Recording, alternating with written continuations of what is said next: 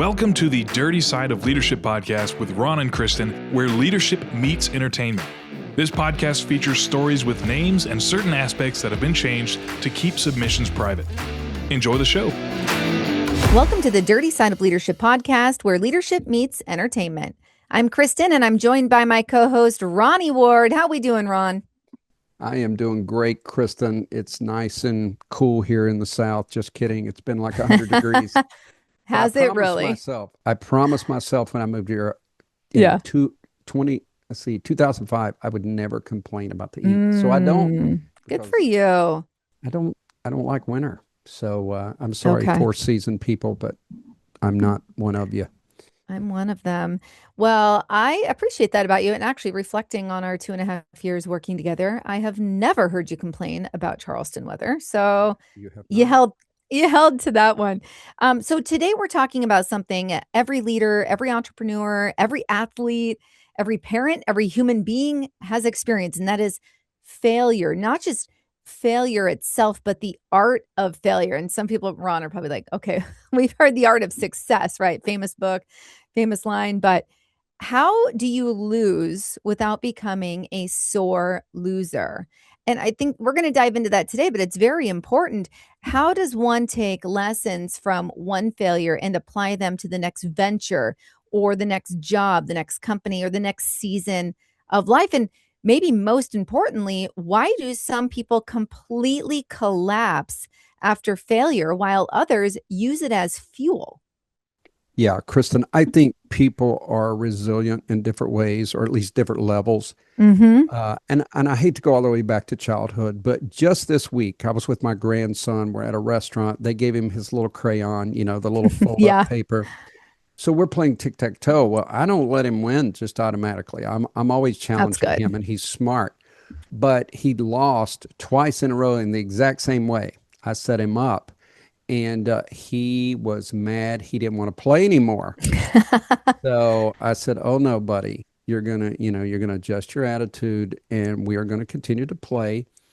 Just learn from your mistakes." Mm-hmm. So I do believe that resilience could be built in childhood. The problem is, in so many cases, it's either misplaced. Resilience. In other words, like, I know there's some dads, and I do like this, I miss it, but they're just like, shake it off, with the guy, with their sons, and there's some things you can't shake off, and you need to take a different approach. But in general, I think resiliency begins in childhood. Then you move that all the way up to the work career. And Kristin, I don't want to get in a political battle here, but when you coddle someone, and then all of a sudden they face loss. They are tested, and some people don't recover well. They don't get back up, and that's what we're talking about, folks. We're going to help you. We're going to help you lose, but lose well. I think that's so important, Ron. I'm glad you are bringing that up, and the age piece too.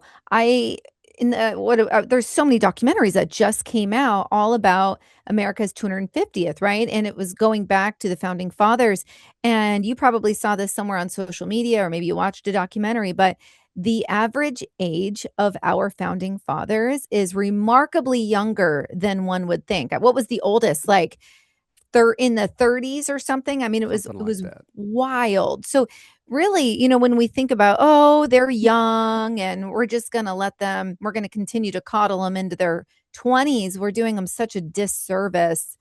And so I'm really glad you're bringing that up from a parenting standpoint.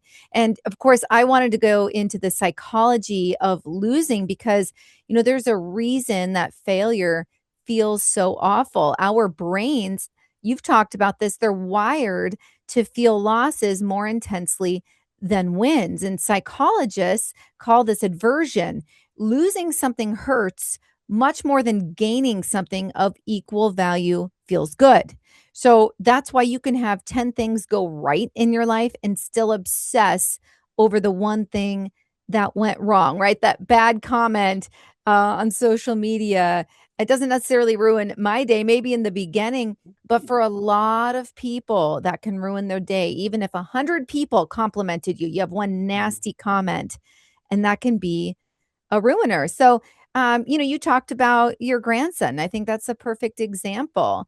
And I love that you're starting young Ron, and diving into that now because you're really helping him out for the future. Yeah, I do love his competitive nature. I mean, he's just as Mm-hmm. competitive as I am, and I love that. But you don't want to break their spirit, but you want to help uh, maneuver them in a way that they understand it's okay to continue. You don't quit when you lose, and Right. that's the key to it. You mentioned the brain. You know, we get dopamine when we win, but when we lose, the chemicals are different. You get some cortisol, Yeah. but I've said this many times, your brain's designed to protect you and comfort you.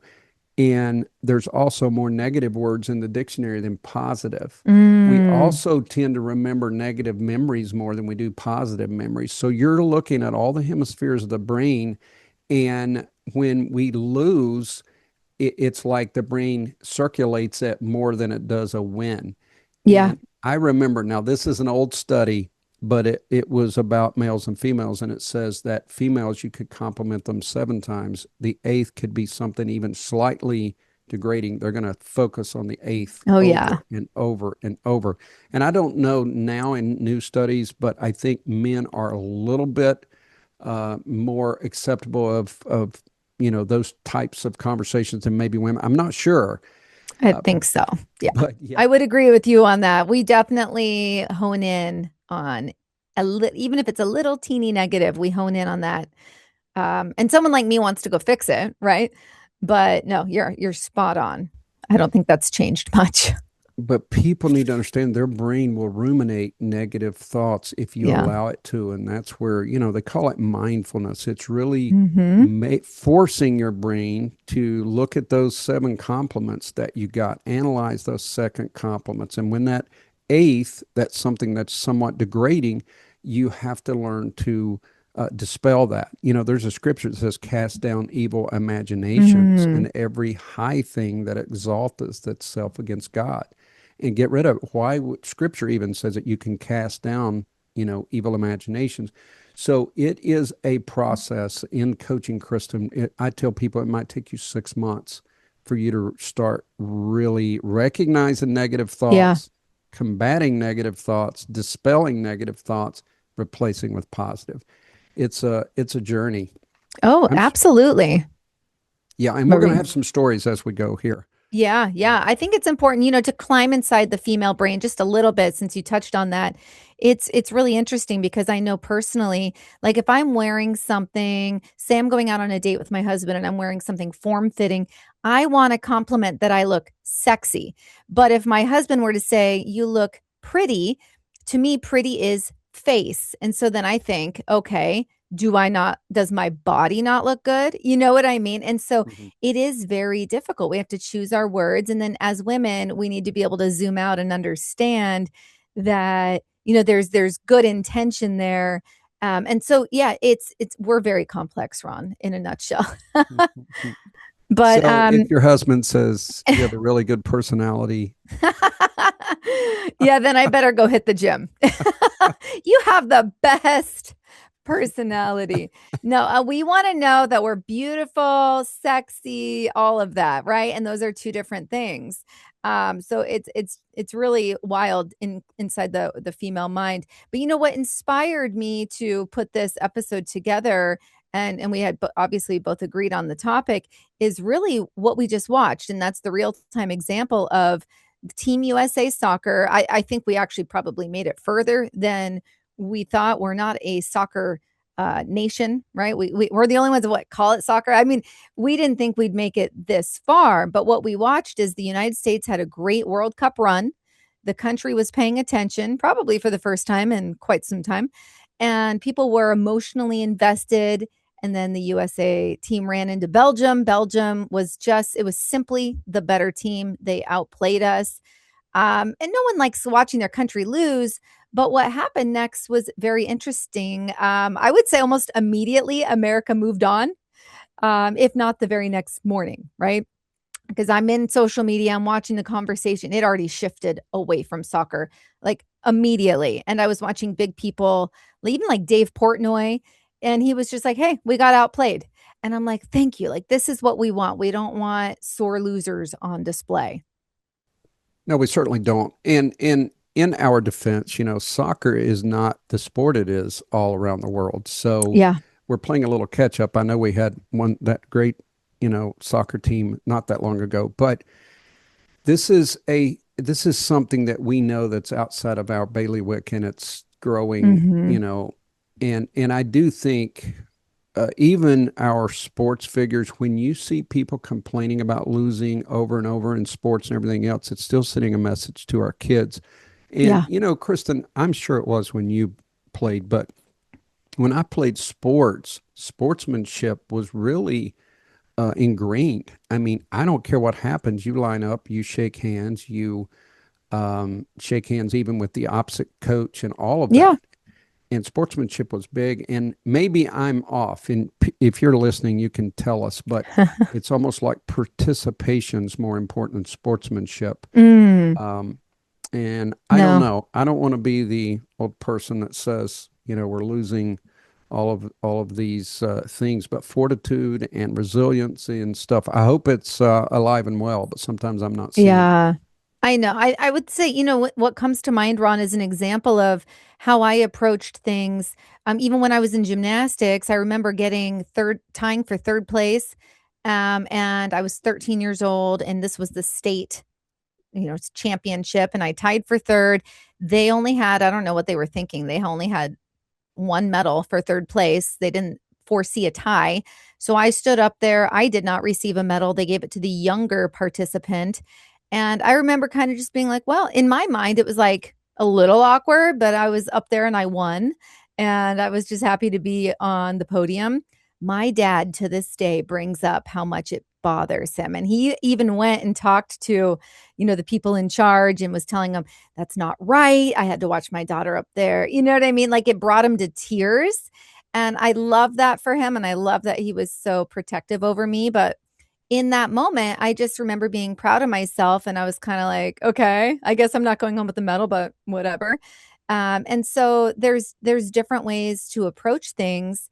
And I think if we could learn to shake it off a little bit more as a people, that would be a good move. It would be, but you and I are different. I would have been so pissed. I love trophies. I mean, in all my martial arts, all that stuff, I had all these trophies.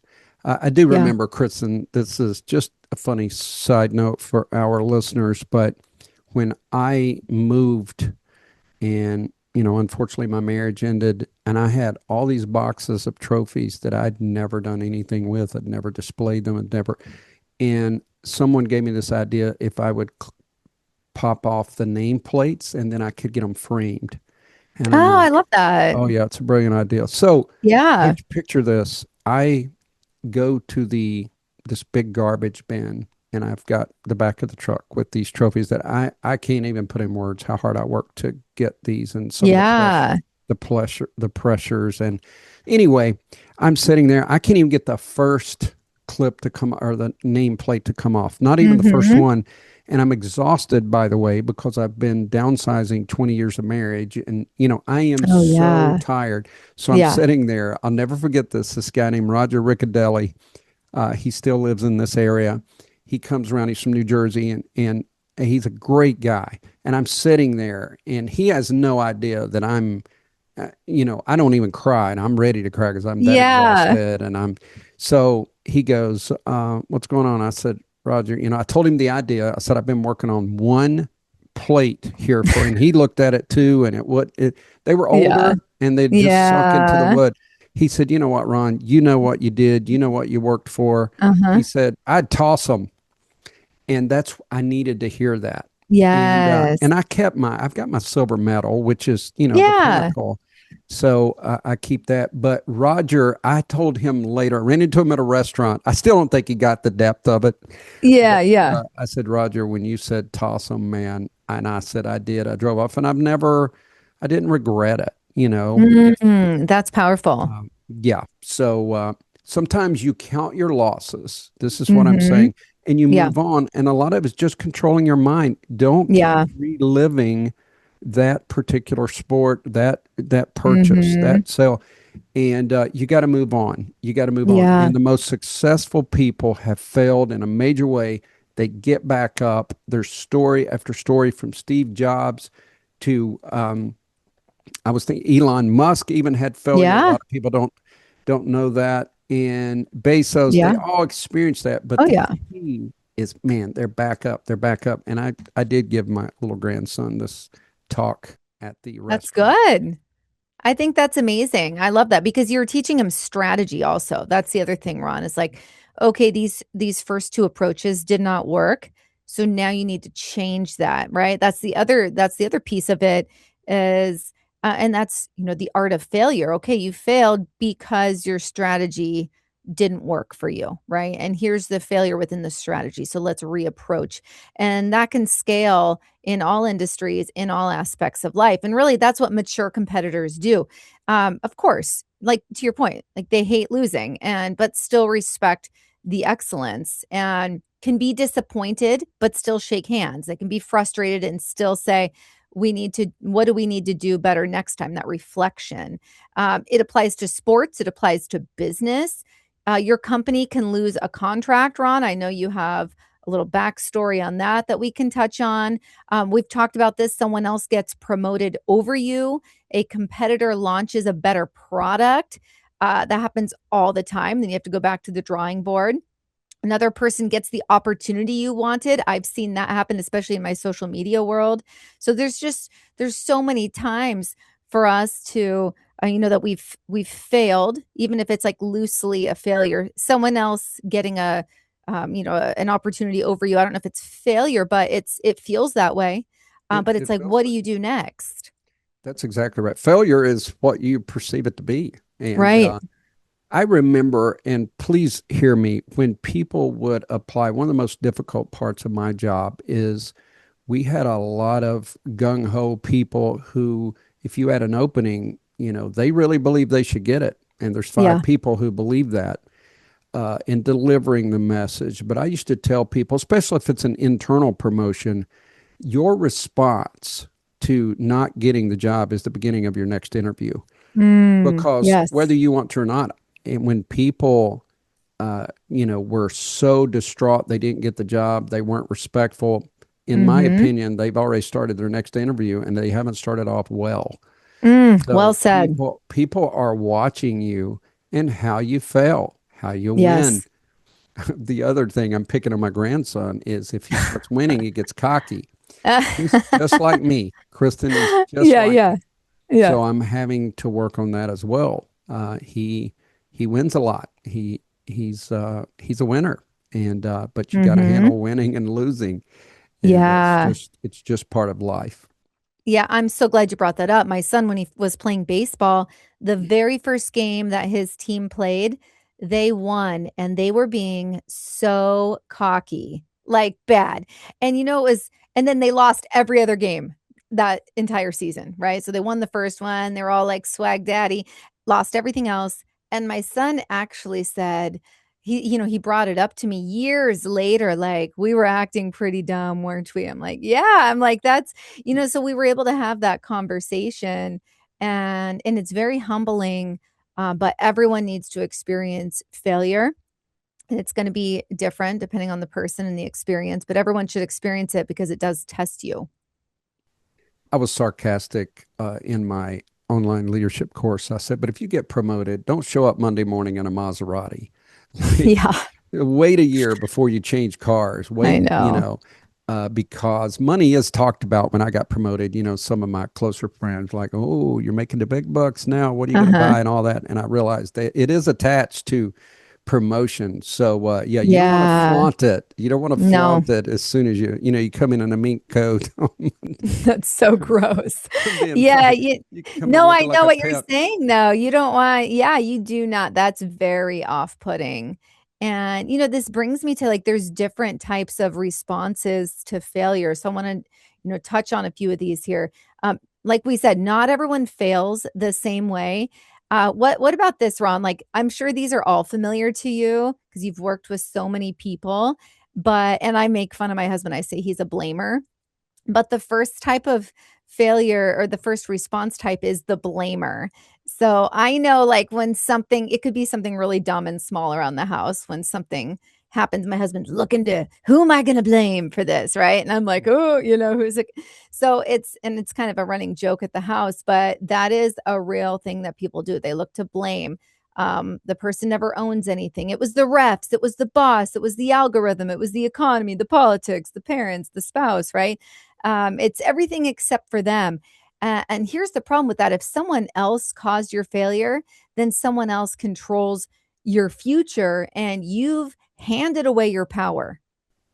Yeah, they do. And Kristin, I've heard people say, I have no regrets. I have regrets. And blaming other people if I made a mistake, especially younger, is one of the mistakes that I made. And taking accountability builds respect. And I did learn that later. But if you just accept responsibility and you move on, people have short memories. But if you keep blaming, you prolong their memory in the situation. And it never looks well, in the long run. So, and by the way, you said something funny. You said it became a joke. You said your husband blames. One of the ways to shut that down is literally say, let me guess, you're going to blame. I do say that. when you identify a pattern and you call it out, it makes people question, do I want to stay in this pattern? Yes. So that has worked because he's not doing that as much. Thank you. You think I don't call it out? I'm the person, like, I know there's some wives out there, they never call their husband on the carpet. I'm like, yeah, no, that's happening immediately. Calling you out. But no, and it did make him aware of it. Kind of like, I don't do that. I'm like, yes, you do. Right. And so that's really important. I'm glad let me bring a clarification to that. If you just said, yes, it is your fault. You see what I'm saying? You're not establishing a pattern. But when you bring out a pattern, you go, let me guess, the blamer is going to come out. Or, it causes people to think differently. So that's a strategy that people can take with them because they listen to the Dirty Side of Leadership podcast. Absolutely. And I want to jump into the third type here, and that's the victim. Now, this person turns failure into a life sentence. They don't just say, that hurt. They say, this always happens to me. I've heard this so many times, Ron. They don't ask, what can I learn? They ask, why me? And listen, I have compassion for that because some losses are extremely painful and some failures are humiliating. And some setbacks feel unfair. I mean, that's just the truth of it. But staying in that victim mode will never build your future. It's only going to keep you emotionally attached in that moment that broke your confidence. Yeah, I heard a speech one time that said, everyone's born a vic. You're either a victor or victim. And it's really true. A victim mentality can be fun in the moment because you get attention. You get to feel sorry for yourself. But I've never seen victims lead companies. I've never seen them be successful. It's time to shake that off and make things happen. I love my dad would tell me, life's not fair. I'd be like, this is not fair. Life's not fair. Then keep going, Right. I think kids need to hear that. Absolutely. I mean, that brings up, I have to bring this up, right? The red card debacle with Trump. So it's, and I did a whole video on this because like the United States, we like everything to be fair and just. And I don't think there's anything wrong with that. But the other countries thought it was absolutely wild that our president asked FIFA to take a second look, right? I'm curious what your thoughts are on that from a leadership standpoint. Well, Trump is always going to be a bull in the China cabinet. I mean, that's his MO. That's what he's going to do. And he's competitive, very, very competitive. So that's something that when you're dealing with a world sport like that, I mean, sometimes you got to take it on the chin. But no, I don't think it should have went all the way up to the president. I really don't. Even if he believed it, it might be fine for him to talk about it. Yeah. Because people want to know their president's in touch and he loves sports, no doubt about it. Yeah. But yeah, that's not on our pressing issues in the world. I would not consider that a top priority. I know. And then it puts us in a funny position because like I want everything to be fair. And in my mind, I was like, okay, I don't see anything wrong with asking for a review, but that should have been done by the coach, the head coach, the GM, right? Not the leader of the nation. And then it puts us in a bad spot because then when we lose, which we did for that game, then it's like, ha, ha, ha, ha. How, it didn't even, you couldn't even win with the player that your president called in, the trump card on. So it definitely had some blowback. Luckily, like I talked about in the very beginning, soccer is not like, we're not really that invested in the United States. So we all moved on the next day. But that is something to think about. I want to dive into the fourth type, and that's the learner. This person, we should all want to become the learner, quite frankly. They still feel the loss, no doubt, but they're not robotic. They're disappointed. They may cry. They may be angry. They may need a minute, but once the emotion settles, they ask one powerful question. What is this trying to teach me? And, that question really changes everything, because now failure becomes information. It becomes feedback, data, and direction. And that's what winners do. That's what winners do. And one of the things that I really strive to do, even in coaching, I say, what are your takeaways? And when you get people to stop looking at the loss and start focusing on takeaways, or what's this trying to teach me, as you said, it helps them deal with the loss, because they're like, wait, this is, and I always tell them, this is a win because you gain this information. And you got to constantly do this as an entrepreneur. I'm always shifting and seeing what worked well, what didn't, and what your social media, is it worth the time and effort? You want to look at analytics on your website. There's so many things going on.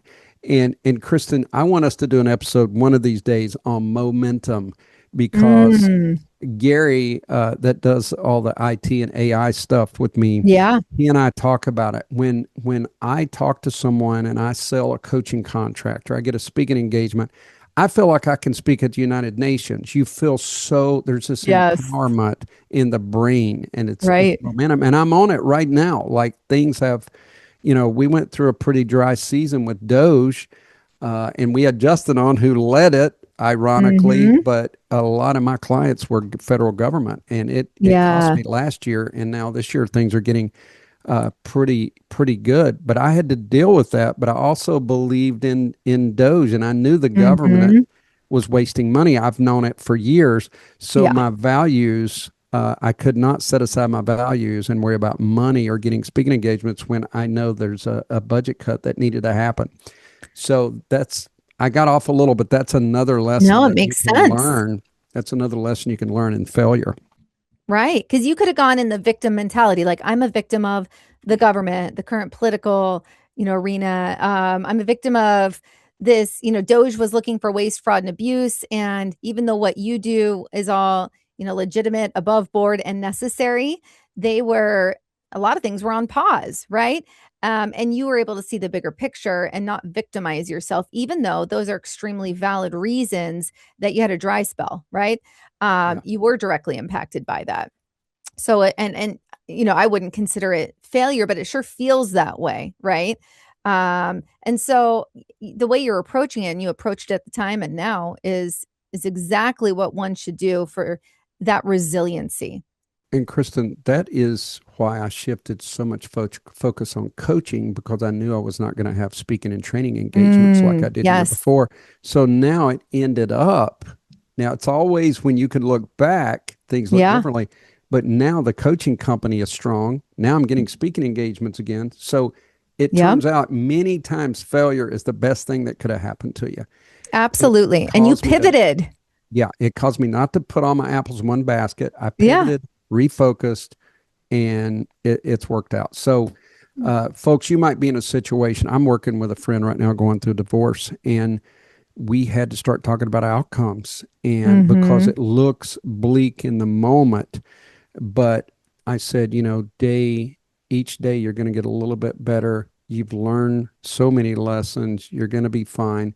And so many people go through divorce, they go through loss, and we have to grieve that. Like, a person told me, like, I didn't even like her at this point, but I said, it's still like, if you have cancer on a limb, you remove the limb, you still miss the limb.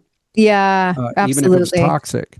So we're working through that, but you have to call out when you're hurting. Some people try to just ignore it, but yes, failure hurts, but just don't, wallow in it. I Yeah. like the scripture, Psalms 23. It says, yea, though I walk through the valley of the shadow of death. Someone Mm. said, doesn't say we don't go through the shadow of death, but you keep Mm-hmm. walking, keep on Right. walking. Yes. Yes. That's an excellent. I'm glad you brought that up. I want to talk about you mentioned Elon Musk earlier, and I've mentioned him in prior podcasts. This is when I think of people like him and him, they see people see the success now that he has, right? Richest Hmm. man in the world. They Yeah. see Tesla, SpaceX, they see rockets landing, but they forget how many rockets literally exploded first. And most people would have quit. They would have said, this is embarrassing. This is too Yeah. expensive. It's too risky. But he treated failure like data. He continued to collect it. What went wrong? What needs to change? What do we adjust? What do we try next? Failure became a motivator. And anyone watches documentaries on him, they will find he almost got off on failure a little bit. Like, okay, well, what did I learn from this? He was so excited to apply his learnings. And that built something much, much stronger. And look at his success today. Yeah. And anyone, like we said, Elon is kind of hard to imagine because he's the richest man in the world, but it Yeah. happens in the daily job. You're going to make mistakes. I had someone recently contacted me and they had misbilled something, pulled the money out of the wrong account. This is a Oh. very good employee, Hmm. overdrafted one of the accounts and went from this golden person at the company to being talked to by a leader. And Yeah. it was very devastating because they'd been on Hmm. this roll doing everything Yeah. right. But I said, hey, that's not a pattern. They just Yeah. told you to pay more attention next time. There's no pattern here. The pattern is you're a winner. You do great. Yeah. And so I have no doubt this person's going to bounce back and keep doing well. But some people would allow that to make them, you feel like everyone's watching you. You feel hurt. You feel victimized. And it's hard to break out of that. And then your Yeah. brain's going to go, oh, you're going to get fired. If you make another mistake, you're going to get fired. And that's how our brain operates because it's designed to protect us and it'll give us false Yeah. scenarios and the subconscious will be working. We have to shut it down. You and I said very early in this podcast, train the brain. And if we ever make t-shirts, we might have to put that on one of them. You've Oh, got to train your absolutely. brain because it's going to stay there and make you think the world's collapsing when it's not. Oh, you're spot on. And I just have to be vulnerable and talk about, I felt this recently when I've been doing social media for 6 years now, and I've matured. And, I 99% of the time, everything I do is fact checked, like double fact check. But I put something out that I didn't double fact check, and it had not a mistruth, but it was misleading. And I had my people calling me on it, and that's totally fine. I actually really appreciate that. And so I was able to make it right, take it down. But I had somebody, the internet is forever. I had somebody in my world take that video and then make fun of me for putting it out there. And it's one thing when it's your opposition, but it's another when it's somebody Yeah. that's in your grouping. It's not someone I was close with or anything, but someone in my world. And so that did sting for a few days and it felt unfair, right? Because if they would have just reached out to me, I would have taken it down immediately, like I did shortly after, it doesn't feel right. But that didn't cause me to stop. I didn't say, oh my gosh, I can't feel this way. I'm going to stop what I'm doing. I didn't put a public apology out there. Everything remained very professional. And I just continued forward. But you really have to approach it that way because otherwise it'll eat you alive. Ron, I just want to bring up, you love Michael Jordan. I know this. I do. Can you help us? I want you to take this segment because I think it's really important to talk about how Michael Jordan plays into this conversation. Yeah, and it's in my leadership course, and I just did Mhm. a post yesterday that says the tallest tree catches the most wind. So Mm, Michael yeah. Jordan could do no wrong, the most recognized name in the world, and then this little gambling scandal came up. Mhm. And when I say little, the reason I say that is Michael Jordan is so rich that if he put 100,000 up, it'd be like you and I putting $5. Yeah. So, Anyway, there was a guy got busted and he had a check from Michael Jordan. That's how it all started. And man, Mm-hmm. they hit him hard because he was Yeah. so recognizable. But he's also Yeah. resilient. And Michael Mm-hmm. kept being Michael. And Yes. eventually, he silenced the critics, but he could have also let this affect him. And then shortly after his father was found murdered, there were newscasts trying to tie that to his gambling. That was Wow. retaliation. So you can imagine how hurtful It's that was. painful. Yeah. Yeah, but Steve Jobs was fired from the company he was founded. Walt Disney was told that he lacked imagination. Oprah was told that she didn't fit for television. Like it goes on and on. And I think it's good for people to hear this, whether you're a fan or not. Some of these people I'm not a fan of now, but Yeah. the bottom line is they're resilient and they kept being persistent. They kept doing it. And Gary, that I mentioned earlier about when we were talking about momentum, Yeah. he literally had to convince me that a lot of entrepreneurship and sales is a numbers game. In other words, if I'm willing to make 20 cold calls, I might get one sale. If I make 40 Mm-hmm. cold calls, I might get two sales. And some of entrepreneurship is like that. It's doing what's uncomfortable. And Yeah. also, if you don't make any sales yesterday, you're going to make something today. If you don't today, you're going to tomorrow. That is the Yeah. key to successful people. I love this story. I do love Michael Jordan, but I love Larry Bird more. And there was someone mentioned, now this is the day after the NBA championship, and he calls Larry, you know, they're still on a high, right? They were out Uh-huh. all night partying. His wife answered the phone, said, "Where's Larry?" She said, "He's running on the track." Now, Wow. of course, fast forward when they asked Larry about it, he goes, "Yeah, I was hungover. I was running the alcohol out." Yeah, yeah, But yeah. seriously, if you look at the 86 Boston Celtics, they had gotten beat in Mm, 85. Every one of them said, "We're not going to drink. We're not going to do anything until we win that NBA championship." And they mm-hmm. did it. Amazing. And they took the loss and turned it into a major victory. And if you can be like Michael Jordan or Larry Bird and you take a loss and then you make it just your absolute goal that you're going to offset that, that's how you win. Right. Oh, excellent, excellent point. I actually did not know that about Larry Bird. So that's really cool, that story. I want to specifically talk about sore losers because nobody likes a sore loser. And I see this, my son, when we play games, he's very competitive also, and we're a big board game family. And he doesn't like to lose. And actually, nor does my husband. We play, have you ever played Quiddler? No. It's basic. You're looking for words and you have all these anyway. So it's kind of like Scrabble. Like the bigger your dictionary, the better you're going to do. And he wins every single game. But So it's he BDE, big dictionary energy. All right, go yeah, ahead. he has be I he got you. does. He does. It's that New York education. So, but he when he loses, oh my gosh. Or if I have a word that he doesn't use, but it's actually in the dictionary and he's like questioning my word and has to look it up. So anyways, my husband, I make fun of him like you're kind of a sore loser. But anyways, most of us have probably been a sore loser at some point. And generally speaking, it's someone who can't separate losing from humiliation. They don't just feel disappointed, they feel exposed. Now, I don't think that's the case for my husband at all, but for a lot of people, instead of learning, they lash out, or instead of reflection, they blame, or instead of improving, they rewrite the story so they never have to admit that they got beat. But here's the truth: congratulating someone who beat you does not make you weak, it makes you mature. And respecting the winner does not diminish your effort. And that just goes back to the World Cup and what I talked about in the very beginning is that I have so much respect for seeing the team and seeing other sports announcers and sports influencers just saying they outplayed us, period. No excuses, right? Yeah, No that's BS. right. We were outplayed, we were outworked.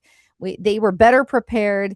So that's very attractive. It really is. And Kristen, as we wind this down, I Mm-hmm. think some things that we brought out, we need to teach our children to be resilient. We need them to Yeah. accept the fact that life isn't fair, but how we respond, it's not the situation, but it's how we respond. That's what makes or breaks us. And Mm-hmm. your response to failure will keep you going. Also, failures will come, accept it, or at least recognize it, but Yeah. then pivot, as you said earlier, evaluate what's my takeaways and keep going. Right. Also, don't get relaxed. And Kristin, this happened to me in 2023. Things started going so well with my company that I did coast a little bit. I caught myself coasting. Okay. I also bought apps. Like, I'm bringing in the money. Yeah, sure. Let's get that. Let's get this in. When I started not making money, I started going through and looking at all the money I was spending. It was ridiculous. So I'm being vulnerable here. So even in failure, it's important to get to takeaways, but also in success, don't get reckless. Stay on a solid footing. Continue to use your strategy. Continue that numbers game. Continue to build.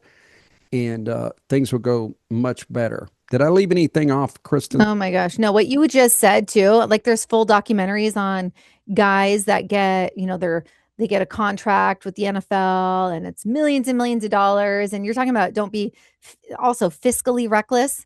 And we see a lot of them are broke now, right? Because they had the money come in, they just flushed it down the toilet.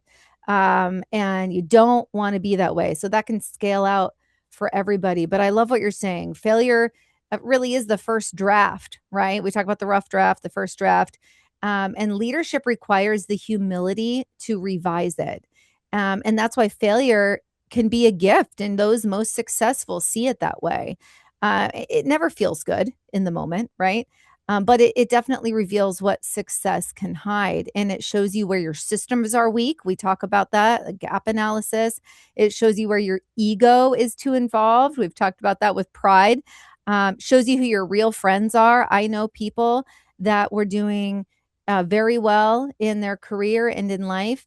And the minute they either experienced a bankruptcy or a divorce, where are my friends? My friends are gone. Why were they only here when things were good, right? And so it exposes a lot, not just about you, but about those around you. Yeah. What was it John Kennedy said? Success has 1,000 fathers and a failure is an orphan. Oh, powerful. No one wants to be around you during the time of failure. And you got to accept that. You got to keep going. But Kristin, that was so good on failure being the first draft. I think that's a great place to end this. That's so important. And if you're listening, ask yourself this question this week. What is one failure I've been avoiding to learn from? And what is one failure that's holding me down? It's keeping me from moving forward. We challenge you. We'd love to hear from you. Please let us know. We're easy to reach. You can send us a DM. You can reach us through the website, forwardoperations.com with a 4 WARD operations.com. We do love hearing from our audience, and we'd love to hear your take on failure and overcoming failure. Absolutely. I mean, and I'll just end with, your next breakthrough might be hiding inside your last setback. So to your point, Ron, this week, don't just move on from failure. Learn from it. Let it sharpen you. Let it humble you. Let it redirect you and make you better, because failure is inevitable. Being a sore loser is optional. Ooh, that's a great place to end. Boom. Yep, sure is. All right, Ron, this has been good. Great topic. I think it's well-timed. And I feel invigorated by it myself, because I'm going to go do some gap analysis on my production. Yeah, I'm going to go out and fail. I'm excited. Yeah. Oh, my goodness. All right, everybody. Thank you for joining us, and be the leader you're meant to be. We'll see you next week. The Dirty Side of Leadership podcast is brought to you by Forward Operations. If you'd like to book Ron or Kristin for speaking events, training, or executive coaching, visit forwardoperations.com. Be the leader you're meant to be.